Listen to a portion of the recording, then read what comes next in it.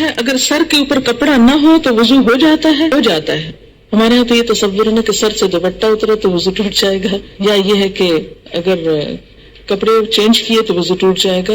تو کپڑے چینج کرنے سے، سر کے دوپٹہ اترنے سے وضو نہیں جاتا، اور اس کے لیے یہی دلیل ہے. حضرت عائشہ رضی اللہ عنہا فرماتی ہیں کہ رسول اللہ صلی اللہ علیہ وسلم غسل کے بعد وضو نہیں کیا کرتے تھے، کیونکہ غسل شروع ہونے سے پہلے سب کچھ استنجا بھی کر لیتے، وضو بھی کر لیتے، اور پھر صرف پانی بہاتے تھے.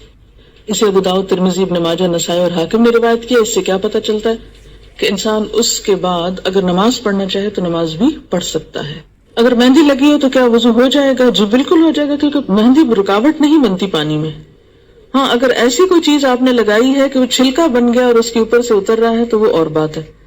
کسی بھی چیز کے لگنے کے بعد اگر پانی اس کے ریشے تک پہنچ جائے، ویٹ ہو جائے، وہ سارا دھل جائے، اس کے اندر سے پانی گزر جائے، تو کوئی بھی چیز منع نہیں ہے.